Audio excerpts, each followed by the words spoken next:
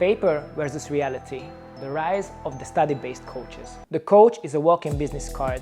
Everything they represent is right there in their body, their presence, their mindset. As always, today's topic will look at the question from multiple angles. And just like every time, I will speak honestly about my opinions, my personal experiences, and of course, the professional background behind it all. I don't really follow social media, but even here in the US, and from many of you have sent me, I can see how this same trend is taking over in Hungary too. More and more coaches are trying to come across as credible by referencing nothing but scientific studies. Nowadays, this kind of information is available to anyone.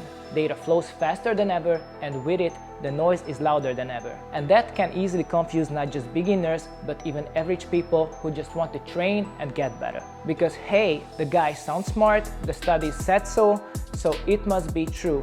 But is it true? This brings us to today's topic, paper versus reality, the rise of the study-based coaches.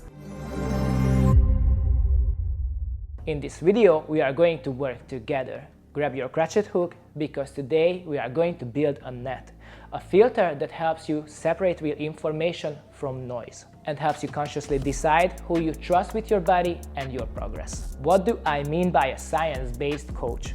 When I say someone is a science-based coach, I don't mean it as an insult. It doesn't mean they are not educated or smart. In fact, in most cases, they are very educated. They know exactly where a muscle attaches, the angle at which shoulder works, the direction the fascia stretches, and they probably read more studies than they've ever done squats. This type of coach usually has a study ready for everything. They know what was written in a 20-week study from 2007 conducted with 28 participants and a control group. And their answer is almost always the same. Science says, this is how it works. But the truth is, your body doesn't always follow what the science says. 95% of clients are not part of a controlled study, but we will come back to that later. There's no perfect sleep, no perfect macros, no textbook range of motion. No two people have the same training history, genetics, body structure, capabilities, or mental state. What is there? Stress, desk job, burnout, pain, trauma, and lack of motivation. And no paper prepares you for that. This isn't necessarily a bad thing. In fact, up to a point, it's an advantage, because science gives you structure, context, terminology, and the foundation. And those are often exactly the things that purely practical coaches tend to lack. But if someone's knowledge only comes from books, this is where paper and reality start to separate, where theory and practice drift apart. A science-based coach without hands-on experience hasn't lived that they talk about. They don't know what it's like to plateau after 3 months. They don't know what it feels like to start over after an injury. They don't know what it's like to go through a serious cut or maintain stage-level conditioning for years and deal with the mental and emotional weight of that. They might never have been muscular themselves, maybe because they didn't want to be, maybe it wasn't their goal, maybe the sacrifice felt too much. It doesn't matter why. What matters is that they never truly walked that path. And without that kind of training routine, which, if it existed, would be undeniable, visible, they don't know what's like when everything looks good on paper, but in practice, it just doesn't work. So when I say someone is a science-based coach, I mean they lack that kind of body-driven understanding, the kind that can be read, only lived. And that's why so often the intention is there, but the understanding is missing. What makes a coach legit? To me, coaching has always been about much more than just teaching movements. A great coach doesn't just pass on knowledge. A great coach leads by example. And that example isn't in their words, it's in how they live. A good coach lives the life they want to teach to others. And I don't mean they have to be going full throttle every single day. I mean they've already walked the path their client is on, or they know exactly what that path looks like. That's why they're always 1, 5, or even 10 steps ahead. They trained for years. They know what it feels like to start over, to rebuild, to get stuck. They don't just know what the movement should feel like, they felt it in their own body 1,000 times. And that's exactly why they can teach others to feel it too. But even that isn't enough on its own. True credibility begins where experience meets knowledge. Just because someone's been through it doesn't mean they know how to teach it. Training alone isn't enough, you have to understand it. You have to know how the body works, how the nervous system communicates, how to structure a proper program with principles guide a progressive training cycle, and how nutrition, rest, and psychology all influence the process. That's why I always say, training is absolutely a practical profession, but that practice only becomes powerful when solid theory backs it. The two can be separated. It's not the one or the other, they only really work together. My students ask me all the time, especially the ones fresh out of university or a personal trainer course, what's the one piece of advice you would give me to take with me? And to this day, my answer is always the same. What you just learned from the books is a solid foundation. Now, go out and actually experience it. Because it doesn't matter if you memorize the entire anatomy atlas, it doesn't matter if you know the exact angle the scapula works in, if you never truly felt what it's like to experience the work, if you never had that moment where a muscle just refuses to activate no matter what you do, if you never learned how to guide others through that same frustration, how to motivate them when life gets heavy, how to share the love of movement and show them what this really means. There's no shortcut for this. You can't rush it. It needs to mature like a good wine. And in the meantime, you stay humble. You observe, you learn, you read, you ask,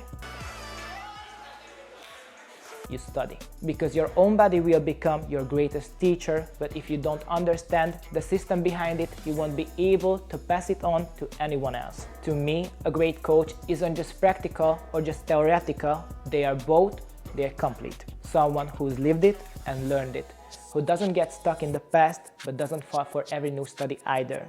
Someone who knows the real progress isn't random, it's the result of intentional planning and long-term presence. That's what makes you credible, and it's something you can't fake or rush. The right person at the right time. To realistically assess whether a science-based coach is the right fit, we first have to understand where the client is on their journey. If someone is a complete beginner, has no athletic background, and is just now stepping into the world of training, a study-based coach can actually be a great choice. Why? Because in the beginning you need structure, you need basic concepts, technical guidance, you need to learn how the body works, how to perform an exercise correctly from the outside, what each muscle does, when to rest, and what progression actually means. This phase isn't so much about feeling, it's about understanding.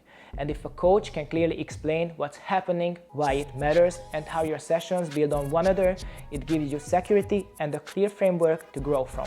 I would also recommend a science-based coach to someone coming back after a long break or recovering from an injury, because in those phases, intensity isn't a priority, precision is. And a coach with strong theoretical knowledge will know exactly what loads not to exceed, how to rebuild capacity step by step, and what to do when something doesn't feel right. But there's a point where this approach stops being enough. If someone has been training for years, has solid body awareness, but feels stuck, a theory-only coach might actually hold them back. Because studies don't account for what real training pulls out of you. Your pain tolerance, your momentum, your emotional state, your willingness to push to the edge. And the coach can only speak to those experiences with credibility if they've been through them too. I also wouldn't recommend this approach to athletes already performing at a high level where results come down to fine-tuning. At that point, the question isn't whether something works on paper, it's whether it works within that athlete's unique structure, training history, current physical and mental condition. And this is the point where it's no longer just about what the studies say, but what the experience shows. Let's recap. As today's video showed, nothing is black and white. You can judge a coach's credibility from a single angle because it's not about whether they learned from books or have been training for years. It's about where you are and what you need right now. Theory gives you structure. Practice teaches you to feel. Theory helps you understand what you're doing. It gives you names, order, a clear framework. Practice teaches you how to sense when something's off, when things might look right on paper but still don't feel right. That's why both are needed for a complete picture. One matures the knowledge in your mind, the other in your body. A coach isn't a title, it's a presence. The best coach isn't the ones who read the most studies and not the ones who train the most either. It's the one who knows which matters when. The one who can see where you are and guide you in a way that helps you not just follow the path but truly understand where it's taking you. The right person at the right time. Every coaching style can work if it finds you at the right moment. Theory gives safety for a beginner. Practice gives strength to the experienced. And when the two are combined, that's when long-term transformation begins. If you want to combine theory and real-life experience in your own training, try the Find a Form app. You will get personalized workout programs up to 20 weeks long, tools to track your progression, and direct access to me and the team. Download it now from the App Store or Google Play and start your journey toward becoming your own Find a Form. I would love to hear how you see this whole topic because I know how controversial it can be, so drop a comment below and let's talk about it. Thanks for watching this video. I hope it hit home. And if you're curious about the exercises that do absolutely nothing, but you're probably doing them too, then click here for the next one. Let's break them down and fix them together. See you next week. And remember, training is just the first step. The real change is you.